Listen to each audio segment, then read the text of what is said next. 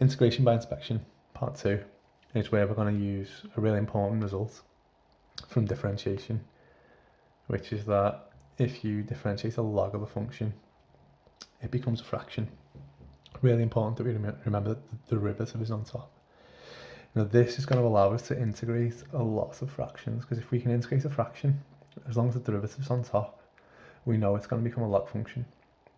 We put the modulus brackets around it just because if we do integrate, sometimes we need to sublimit in, and we can't substitute a limit in if it was a negative value into the log function. So the modulus just avoids that negative problem. Because obviously the function itself will still be defined and could still have an area. So we do want to sometimes substitute in negative values and think about what the area would be. So we just put the modulus brackets around to avoid that. It is a little bit abstract, this one, especially the first few times you see it. So let's just try a couple of quick examples with the derivative, just so we remember that. So if I said differentiate ln of 4x, we know we're going to get a fraction. 4x is our function inside, so we'd get 4x on the bottom. The derivative of 4x is 4, so we'd get 4 on top. 4 divided by 4x, cancel the 4s, you're left with 1 over x. Okay, if I said differentiate with respect to x, ln of x cubed plus 1, I know I'm going to get a fraction. The function inside is x cubed plus 1. The derivative will be on top, which would be 3x squared. Can't do anything with this though, because we've got two terms on the denominator, and we've not got any common factors. Okay. So this rule, you probably want to highlight. It's a very important part of the course.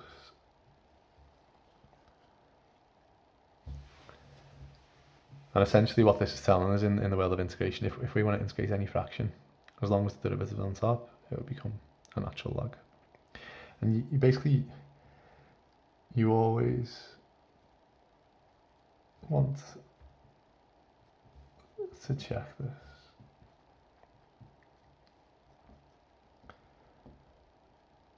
Because we're going to learn a lot of integration techniques. And I think at first students can get a little bit daunted by the amount of stuff that they have to learn for integration. What my advice would be, if you're ever being asked to integrate a fraction, just check, like, is this going to become a log? Like, is the derivative on top? And if you can remember this moving forward, it's going to be really useful. Okay, so let's look at example 1.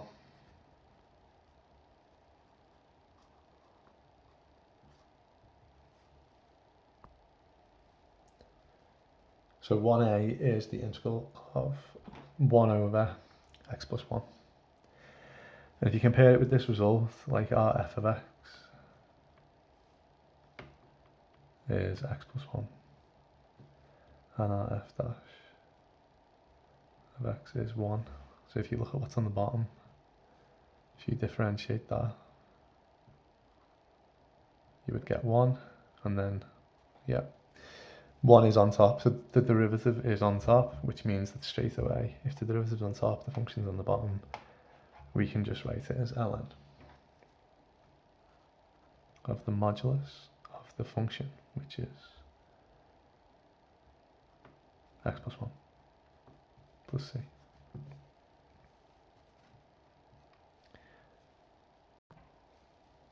Second one, a little bit more going on with this one, so just be careful. Like, the function on the bottom is x plus 1 still.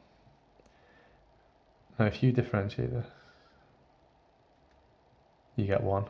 And then you look on the top of your fraction and say, well, is 1 on top? You're like, no, it's not, is it? Like, and my advice would be that however you want to think about this and however you want to rearrange it moving forward, you don't want to proceed until you've managed to put 1 on top. And all we need to do for this is think about how fractions work. Like, 4 over x plus 1 is the same as 4 lots of 1 over x plus 1. So we could see, hopefully, that because there's a 4 on top, it's just the same as saying multiply the whole thing by 4. And we've seen earlier in other videos that if there's a multiple, you can just take that 4 outside the integral.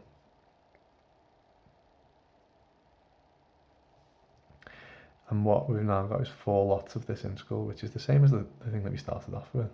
But now we do have 1 on top, which means we can write it as 4 lots of, this is something we can integrate because the derivative's on top. So it becomes ln modulus x plus 1 plus c. Part C is the integral of 2 divided by 2x minus 3. Let's just quickly check. If you differentiate this, you get 2, well, yeah, 2 on top. Basically nothing to worry about, the derivative on top.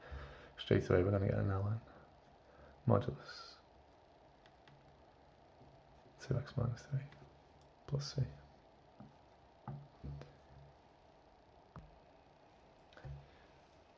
Last one is 1 over 2x minus 3. So your derivative would be 2, and then you look at the top and say, right, is the 2 on top of this integral? No. Okay, what are we going to do then? Because we need to get a 2 on top before that we can integrate this. Think about a little bit of background on fractions, like what's 1/3 the same as 2/6? Like, you know how fractions work. Like if you have a 1 on top, but you want there to be a 2 on top, essentially we just times the top of the fraction by 2. But if we times the top of the fraction by 2, for this to be equivalent, we've also got to times the bottom by 2. So we can think about 1 over 2x minus 3 as the same as 2 over 2x minus 3 times by, I've run out of space here, times by a half. So this original fraction, if I need to put a 2 on the numerator, I could balance that out by multiplying it by a half, couldn't I? Because the 2's would cancel. Okay, now the way that we're going to do this is I'm actually going to put the half outside, because it's just a factor that I can put outside the integral, and the 2 on top. Like if I multiply this integral by a half and 2, it's the same integral, I haven't changed it. So as long as it's mathematically equivalent, I'm just rewriting it in a different way, aren't I? Now this is in a form that we can integrate. Like the derivative's on top, but we've had to balance it out by putting a half outside. So the answer would be a half, and then we can integrate this, and that'll give us ln modulus 2x minus 3 plus c.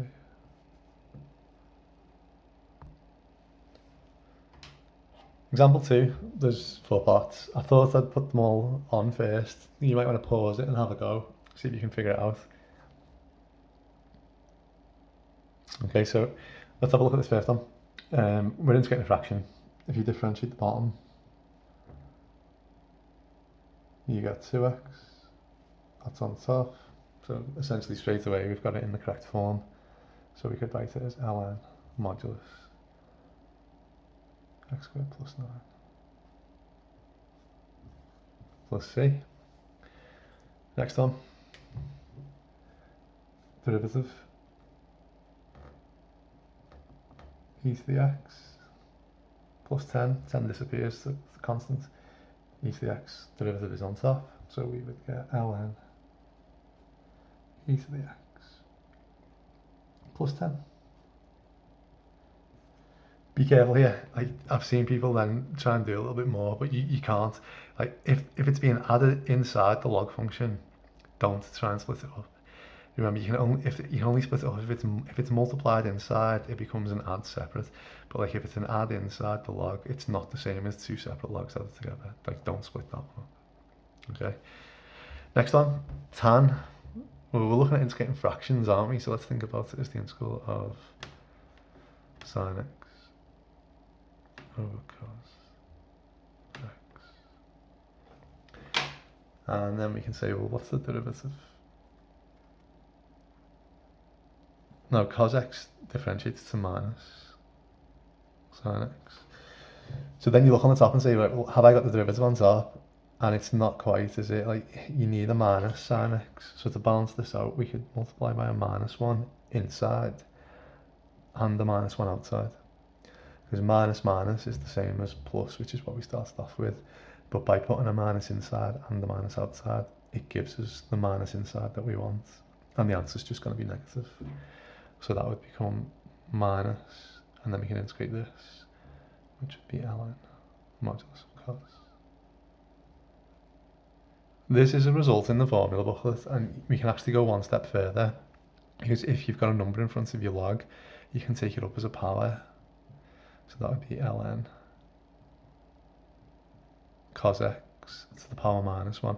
Now the cos to the power minus 1 it's not cos inverse, it's 1 over cos. And 1 over cos is sec. Okay. So either answer would be fine. But just, I thought I'd write like that because I know it looks like that one in the formula booklet. Last one, bit of an unusual one this. You've got a quadratic on top and a cubic on the bottom. But let's just do a quick check and see if we can use a log. If not, we might have to do some sort of factorising or algebraic manipulation or partial fractions. But the derivative for this one would be 3x squared plus 1. And then if you look on top, and you go, all right, well, I've basically got 2 lots of that, haven't I? So I could write that as 2 lots of 3x squared plus 1, all divided by x cubed plus x minus 7. I haven't, this is different than the other ones where we were multiplying by something. Like, I haven't actually multiplied by anything here. Like, I have literally just looked at the top, took a factor of 2 out. I don't need to like balance it out by putting a half anywhere. I'm just writing the original question as 2 times by this. Because that's my derivative, I can take this 2 outside because it's just a multiple of 2, isn't it? So that would be 2 lots of the integral of 3x squared plus 1 divided by x cubed plus x minus 7. And now we do have the derivative on top, which is what we wanted. So the answer would be 2 ln of modulus x cubed plus x minus 7. I'm going to skip example 3 and example 4 because we've done a lot of questions there. The worked solutions are on the booklet, so I'll have a look at the example 3 and example 4, and then you guys can try exercise 3. And again, worked solutions will be provided on Connect and also on Teams as well. There's a fair amount of questions, but it's important that you practice these different techniques because each one of them, although they look very similar, there's little subtle differences, like have I multiplied everything by 2 and balance it out with a half, or have I just taken a 2 outside? And it is worth practicing these questions on exercise 3. Okay, enjoy.